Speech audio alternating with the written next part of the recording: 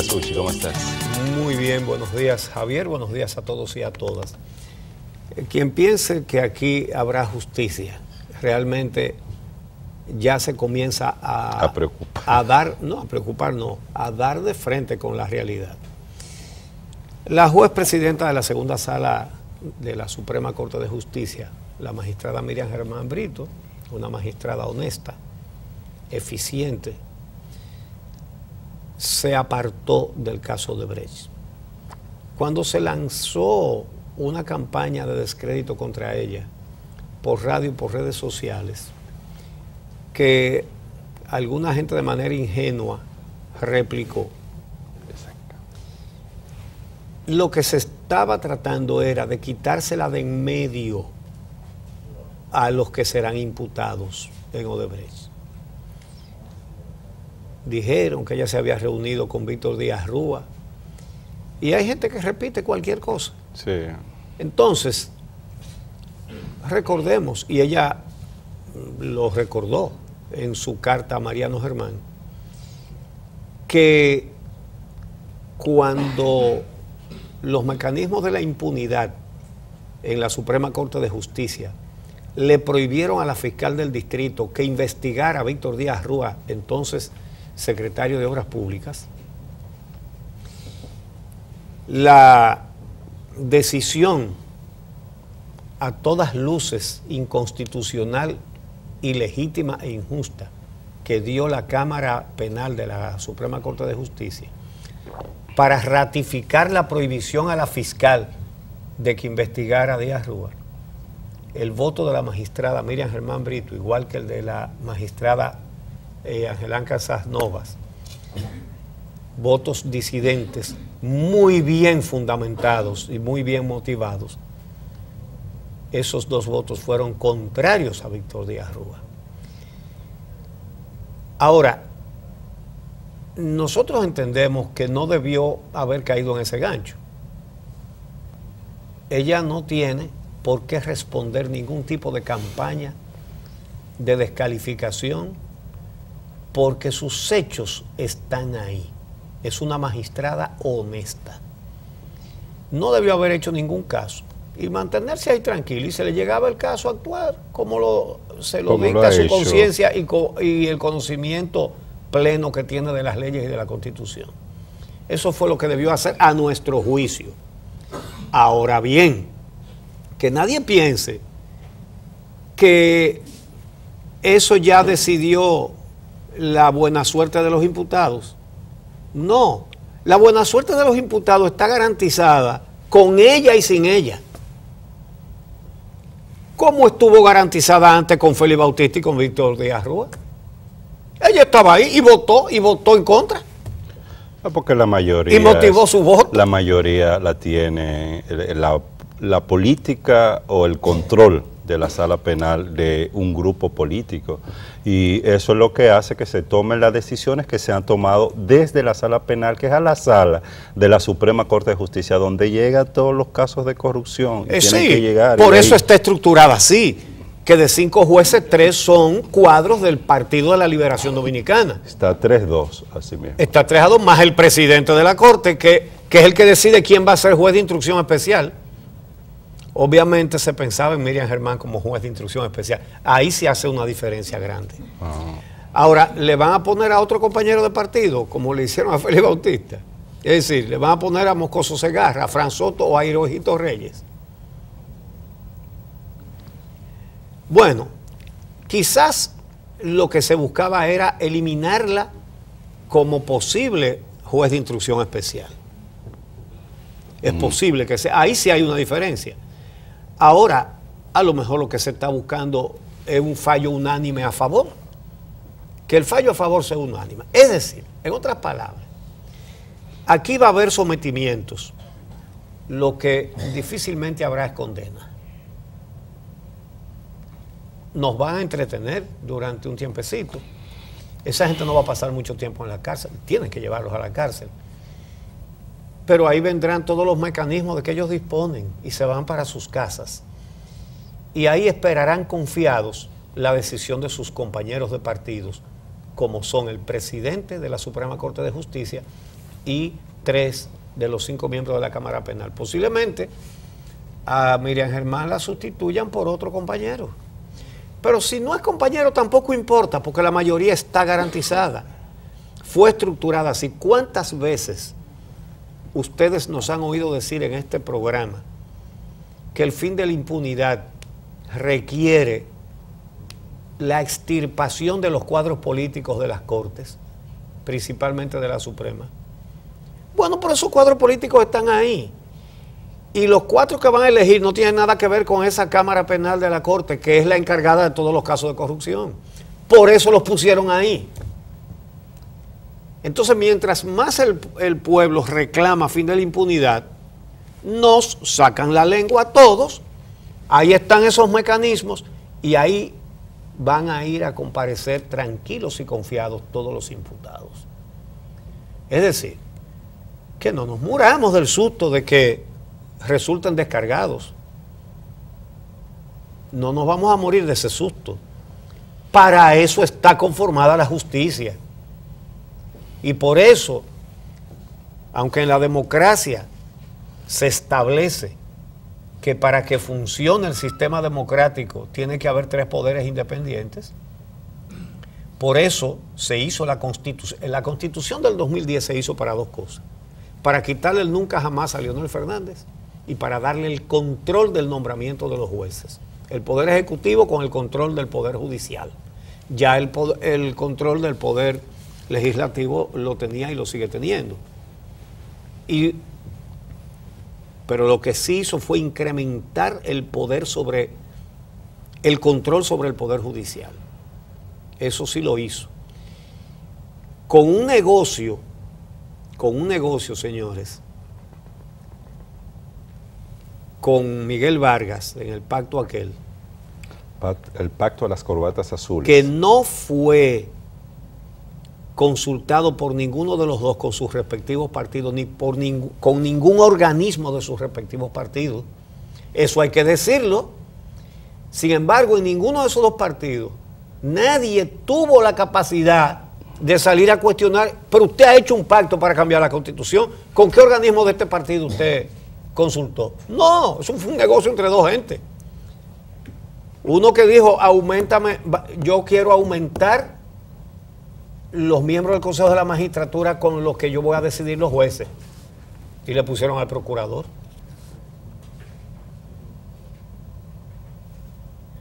Y así se aseguraba la mayoría. Sí. Bueno, por eso es que ustedes ven el lío de que si Lucía Medina va a seguir o no va a seguir, porque los miembros del Tribunal Constitucional se dejó para elegirlos en diciembre y ella llega como presidenta de la Cámara hasta agosto. Y después de eso le toca a Rubén Maldonado, que es leonelista. ¡Tan! ¿Verdad? Ok. Entonces, por eso hemos dicho, para que esta sociedad salga adelante, tiene que ser con métodos democráticos, no puede ser en forma violenta, o no debería ser, o no deberían compelir, no deberían arrinconar a la sociedad para que tenga que ser de esa manera, porque eso muy pocas veces ha traído cosas positivas en los países donde ha sucedido. Ahora bien, por la vía democrática tenemos partidos.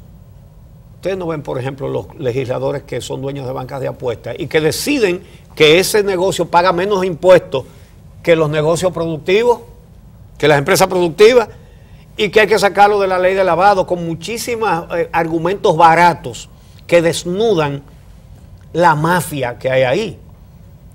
Pero ustedes no ven que esos mismos partidos postulan no solamente a los riferos, también a los gaseros, también a los guagüeros, e incluso a criminales. Todos.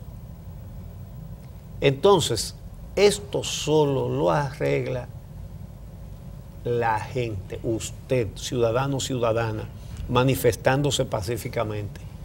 Ahora bien, no es que porque la gente lo pida ellos van a hacer la cosa. El movimiento tiene que crecer, tiene que ponerse cada vez más grande, porque de lo contrario van a pasar cosas como esta. Ya ese asunto está Bueno, esos mecanismos están aceitados ahí en la Suprema para que no pase ni un solo dirigente por ahí. Crecer, y yo creo que es momento de que se ponga como centro de atención en la lucha del movimiento social el tema de la justicia y de la Suprema Corte de Justicia. Y hay que presionar, asimismo como se ha estado haciendo con relación al Ministerio Público, a partidos o a figuras determinadas, para que la justicia pueda operar y pueda decidir en función de lo que la gente está esperando. Porque en la República Dominicana el fin de la impunidad solo comienza, si es posible, en estos momentos que haya una decisión judicial que sancione a todos los responsables en el caso de Odebrecht. República Dominicana como país que su historia política ha estado caracterizada por la corrupción y la impunidad, no ha tenido un momento político más oportuno para enfrentar los casos de corrupción que el actual momento que se está viviendo en nuestro país. Y esto quizás por factores externos, porque hemos visto... Quizás. Bueno, sí, bueno, puedo decirlo, ¿no? Hay factores externos y hay un factor interno que es el tema de los movimientos sociales y de la clase política, porque yo espero que ciertos sectores dentro de la clase política hayan comenzado a comprender que la población dominicana no está dispuesta a seguir tolerando los casos de corrupción, porque en eso se han amparado los políticos en nuestro país que incurren en actos de corrupción. Y como eso no tiene consecuencia para ellos, no tiene consecuencias electorales, todo lo contrario. Quienes han estado vinculados a casos de corrupción han sido los que han ganado elecciones en primer lugar. Pero además han tenido un reconocimiento social porque en la cultura predominante, el político que pasa por un cargo público y se enriquece sabe aprovechar, lo que hace es aprovechar la oportunidad. Yo creo que son de las cosas que han comenzado a cambiar en la República Dominicana, y el movimiento social ha estado logrando que ese tipo de visión y de actitudes de los ciudadanos frente a la corrupción cambie. Ahora, en la justicia a dos niveles, presionar, por ejemplo, a que la Suprema Corte de Justicia pueda conocer estos casos y puedan sancionar estos casos. La primera demanda que se debería estar haciendo es que esos jueces políticos que están ahí en la sala penal de la Suprema Corte de Justicia sea lo que se inhabiliten, porque no están en condiciones ni en capacidad de juzgar a los que han sido su compañero de partido. Ni siquiera son sus compañeros, son sus jefes políticos. Bueno, y jefes políticos de ellos, exactamente. Entonces, debería haber una fuerte presión para eso, es decir, presión para que se conozca y se conozca bien y de manera independiente el caso de Odebrecht, pero presión también ante el Consejo Nacional de la Magistratura, que comenzó desde hace más de una semana a trabajar, a reunirse para que escoja jueces conforme a lo que se espera. Pero es que los que va a escoger no tienen nada que ver con esto. Ahí se quedan los cuadros del PLD esperando a Díaz Rúa y a todo lo que resulten sometidos. Va a haber sometimientos, no habrá condena. No hay ningún motivo para creerlo. Ahí están para eso. Sí, para eso lo pusieron ahí. No fue para otra cosa. Para eso hay que presionar a la justicia y a la Suprema Corte de Justicia para que actúe, uno no sabe cómo, pero para que actúe distinto a como lo ha hecho hasta ahora con los casos de corrupción. Pero con la presión ciudadana tienen que ceder, Uchi, de alguna manera. Se está haciendo y tiene que seguir creciendo. Sí, ahora, pero las evidencias, ¿qué te indican las evidencias? Sí, mira, pero eso de ayer, donde no ha habido presión ciudadana, es lo que, lo que he estado planteando en distintas oportunidades. Eso de ayer, es evidentemente una trama, y han tenido todo el tiempo para hacer esa trama. Todo el tiempo, le han dado toda la gabela del mundo para que se aseguren de que no va a pasar una condena por ahí. Mira, te voy a decir, por ejemplo, un hecho de ayer. Señores, la Fiscalía General de Perú interrogó a Marcelo Odebrecht ayer en Brasil. Simplemente la justicia de Perú le pidió a la justicia de Brasil que la dejaran interrogar a Marcelo Odebrecht. Lo interrogaron ayer, fue el fiscal general y varios funcionarios judiciales más y abogados, y lo interrogaron. Marcelo Odebrecht accedió bajo un acuerdo de impunidad. Claro, pues ya él está condenado a 19 años y 5 meses. Bueno, pues, resultado. Le preguntaron que si él le pagó la campaña, si le hizo financiamiento a la campaña del expresidente Ollanta Humala. Y él dijo que sí. Y que también le dio financiamiento a la campaña de 2 candidatos más, o 2 candidatas más. Keiko Fujimori, la hija de Alberto Fujimori, y la candidata que después se retiró, apellido Araoz, que ahora es la vicepresidenta del actual presidente Kuczynski.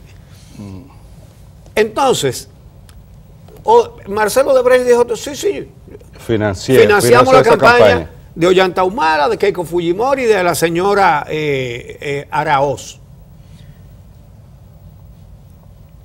¿Y cómo es que la justicia de Perú hace esas diligencias y la de aquí no? Hay una diferencia. En Perú no está gobernando ninguno de los financiados, ni los partidos que fueron financiados. Aquí por lo menos el partido sí. Es el mismo. Entonces, pero la Fiscalía de Perú interrogó a Marcelo Odebrecht en Brasil. Ayer.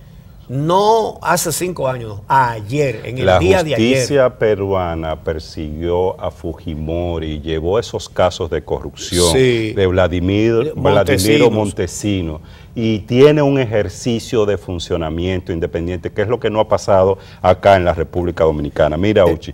Mira, ahí hay grupos, yo te estoy diciendo con este caso de Odebrecht, económicos y políticos con mucho poder, que se van a resistir ante la justicia y ante la sociedad toda para evitar que sean conocidos sus casos y para evitar que sus casos sean sancionados.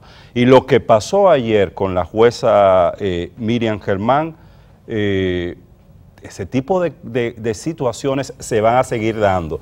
Y mientras más cerca estemos del sometimiento de personas vinculadas a estos grupos de poder político y económico, mucho más cosas vamos a estar viendo en el país. Por eso es muy importante lo que tú decías, de que se fortalezca el movimiento social, pero no solo que crezca, sino que al mismo tiempo se enfoque muy bien en cuáles tienen que ser las demandas y las exigencias y ante cuáles actores tienen que ser esas demandas y exigencias, porque si no, me temo que no se va a poder avanzar mucho para enfrentar la impunidad en nuestro país. Pero la situación es delicada, es seria, va a haber mucha resistencia y vamos a encontrar durante las próximas semanas, si no meses, en el país una situación bastante compleja, bastante complicada. Saldrá de todo y es fundamental esa participación de los ciudadanos y de determinados sectores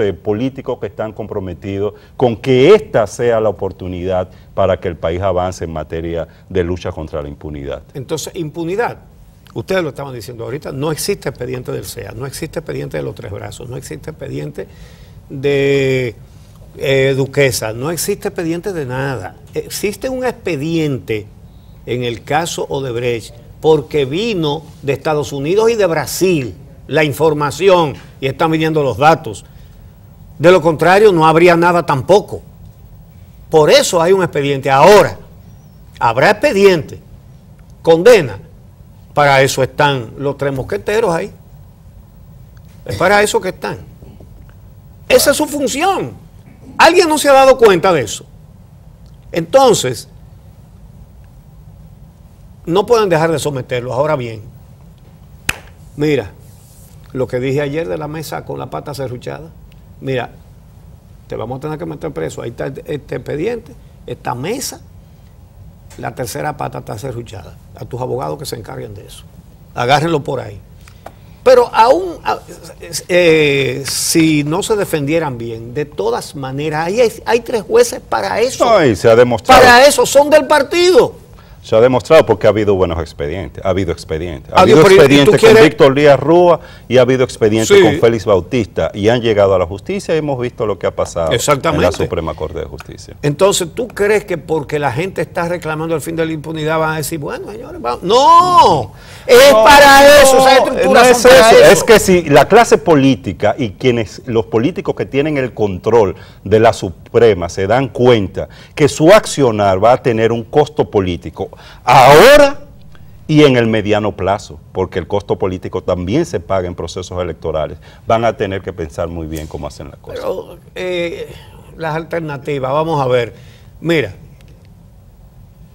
aquí tienen que someter y deberían castigar la corrupción, los sobornos de Odebrecht, que son desde el 2001 hasta el 2014. Se entiende que debe haber funcionarios de los gobiernos de Danilo Medina, de Leonel Fernández y de Hipólito Mejía. Ahora, hasta las listas que están fabricando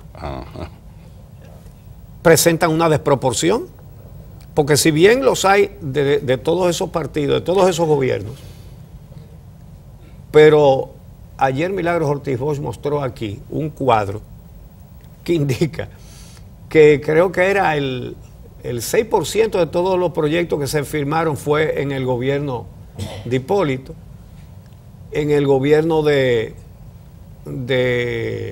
Leonel fue como casi el 40% y una mayor proporción en el gobierno en la cantidad, no de contratos, sino de recursos. También en la cantidad de contratos hay una desproporción. Entonces cuelan una lista donde, sí, pero no donde hagamos, hay más... No hagamos caso de esa lista, esperemos, no, pero te esperemos estoy diciendo, la lista no, ya lo estoy final. citando para señalar el rumbo de las manipulaciones. Eso es todo. Entonces, ¿qué va a pasar? Al final, la responsabilidad de adecentar este país no la van a asumir los políticos que están en el poder. Esa responsabilidad va a recaer sobre usted, dominicano o dominicana. Y usted va a tener que decidirse a salir a luchar por su sociedad, por su país, por su futuro, por sus hijos, por sus nietos. Y ese será, señores, el legado que le dejará a la sociedad dominicana el partido que fundó Juan Bosch, que la gente va a tener que buscar ella misma la forma de enderezar esto. Bueno. Porque el partido que fundó Juan Bosch para la honestidad, para la administración honesta, ese no le garantiza nada de eso a este país. Y esas son las palabras de Juan Bosch, esas que están ahí. Cada uno debe reflexionar sobre esas palabras. Los ciudadanos, todos, los PLDistas, todos, en el PLD queda gente que piensa así, como decía Juan Bosch. Queda gente, lo que pasa es que esos no son los que deciden. Vamos a hacer una pausa y regresamos.